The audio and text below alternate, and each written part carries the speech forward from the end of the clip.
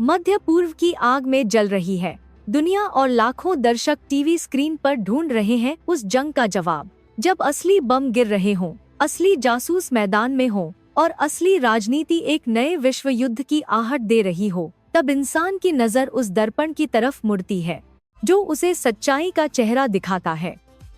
Apple TV plus का Tehran और Netflix का फाउडा आज वही दर्पण बन चुके हैं। ये सिर्फ वेब सीरीज नहीं रही, ये उस वक्त की नब्ज है जिसे दुनिया महसूस तो कर रही है लेकिन समझ नहीं पा रही। ईरान और इजराइल के बीच बढ़ते तनाव ने जहां एक तरफ दुनिया भर में चिंता की लहर दौड़ाई है, वहीं दूसरी तरफ इन दोनों देशों की राजनीतिक और जासूसी दुनिया पर आधारित ये दो सीरीज अचानक से स्ट्रीमिंग प्लेटफॉर्म्स पर शीर्ष पर आ गई है। दर्शक अब इन्हें शीर्ष के बाद इन्हें देशों में महज मनोरंजन के लिए नहीं देख रहे, बल्कि वे इनके जरिए असल दुनिया की घटनाओं को समझने की कोशिश कर रहे हैं। जब अखबार की सुर्खियां और टेलीविजन की ब्रेकिंग न्यूज उनके सवालों का जवाब नहीं दे पाती, तो वे उन किरदारों की दुनिया में उतर जाते हैं जो उन्हीं की तरह उस इलाके की पेचीदगियों को जी रहे होते हैं। नेटफ्लिक्स पर उपलब्ध फाउडा एक इजरायली थ्रिलर सीरीज है जो वेस्ट बैंक में काम करने वाले इजरायली अंडरकवर ऑपरेटिव्स की कहानी बताती है। इस सीरीज के 4 सीजन आ चुके हैं और 2023-2024 में कोई नया सीजन नहीं आया। फिर भी नेटफ्लिक्स की आधिकारिक एंगेजमेंट रिपोर्ट के मुताबिक इसके पहले 4 सीजन ने कुल 284.10 मिलियन घंटे की वॉच टाइम हासिल की है। इसे एक और सरल तरीके से समझें तो यह लगभग 3 करोड़ 45 लाख बार देखी गई है। यह संख्या किसी भी ऐसी सीरीज के लिए चौंकाने वाली है जिसका कोई नया एपिसोड हाल में नहीं आया। यह इस बात का सबूत है कि जब दुनिया में असली संघर्ष छिड़ता है तो पुरानी कहानियां भी नई प्रासंगिकता पा लेती हैं। फाउडा की लोकप्रियता केवल पश्चिमी देशों तक सीमित नहीं रही है।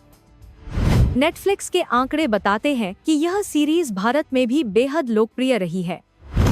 इसके अलावा मध्य पूर्व के देशों में भी इसे जबरदस्त पसंद किया गया है, जिनमें लेबनान, संयुक्त अरब अमीरात और केपर अमीरात और मीडक रिपोर्ट्स किया कतर जैसे देश शामिल हैं। यह एक दिलचस्प तथ्य है कि जिन देशों में इजराइल के प्रति राजनीतिक असहमति अधिक है, वहां भी यह सीरीज इतनी देखी जा रही है। यह शायद इसलिए है क्योंकि दर्शक इस सीरीज में अपने इलाके की कहानी देखते हैं, भले ही दृष्टिकोण अलग हो। भारत के संदर्भ में इस सीरीज की चर्चा और भी खास हो जाती है। फरवरी 2026 में प्रधानमंत्री नरेंद्र मोदी की इजराइल यात्रा के दौरान एक ऐसी तस्वीर वायरल हुई जिसने सोशल मीडिया पर तूफान खड़ा कर दिया।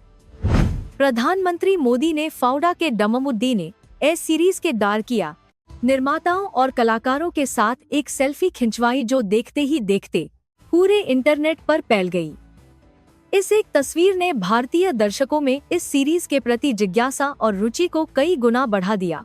जो लोग इसे पहले नहीं जानते थे, उन्होंने इसे खोजना शुरू किया और जो पहले देख चुके थे, उन्होंने फिर से इसे देखना शुरू कर दिया। इसी के साथ एप्पल टीवी प्लस पर मौजूद तेहरान एक बार फिर दर्शकों की नजरों में आ गई है। यह सीरीज एक मोसाद एजेंट की कहानी बताती है जो ईरान के अंदर ऑपरेशन चला रहा होता है। इसकी कहानी में ईरान के परमाणु कार्यक्रम को केंद्र में रखा गया है।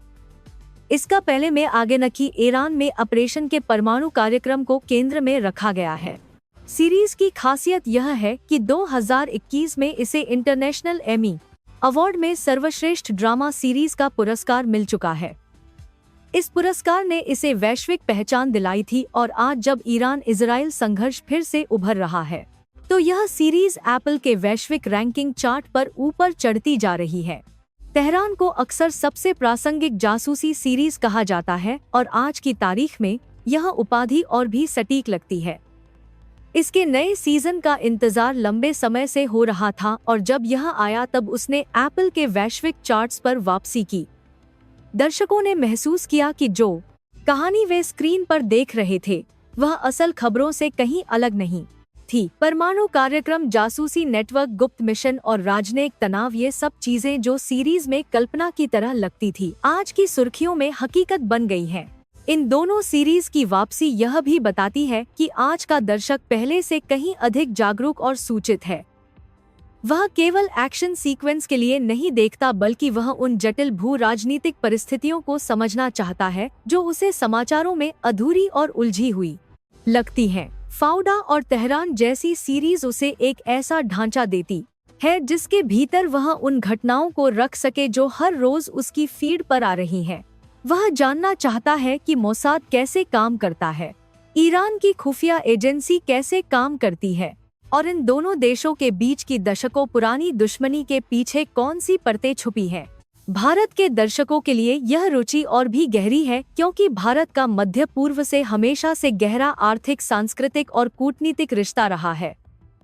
लाखों भारतीय खाड़ी देशों में काम करते हैं। भारत की ऊर्जा जरूरतें मध्य पूर्व पर निर्भर हैं। भारत के दर्शकों के लिए बड़ी कूटनीतिक रिश्ता से खीदा इजराइल और ईरान दोनों से रणनीतिक संबंध है। ऐसे में जब इस इलाके में तनाव बढ़ता है तो भारतीय दर्शक की उत्सुकता स्वाभाविक रूप से बढ़ती है। वह समझना चाहता है कि यह संघर्ष कहाँ जा रहा है और इसका उस पर क्या असर पड़ सकता है।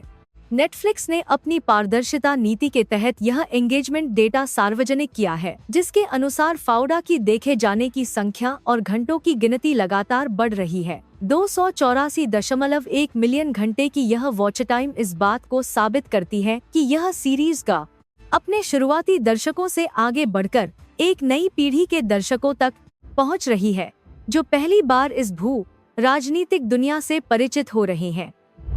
इसके 4 सीजन नेटफ्लिक्स के टॉप 200 टाइटल्स में लगातार बने हुए हैं, जो किसी भी नॉन इंग्लिश सीरीज के लिए एक बड़ी उपलब्धि है।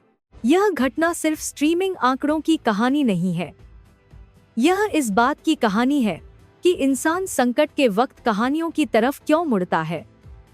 जब अफरा तफरी हो, जब समझ न आए कि क्या सच है और क्या झूठ, जब सोशल मीडिया पर हजारों तरह की राय हो, तब एक अच्छी कहानी उसे एक ऐसी जमीन देती है जहां वह खड़ा होकर देख सके। फाउडा और तेहरान ने यही किया है। इन्होंने लाखों दर्शकों को एक ऐसी खिड़की दी जिससे वे उस दुनिया को देख सके जो उनसे हजारों किलोमीटर दूर है, लेकिन जिसकी आंच उन तक पहुंच रही है। इन सीरीज की सफलता यह भी बताती है कि आज के वैश्विक दर्शक के लिए भाषा की सीमा अब बाधा नहीं रही।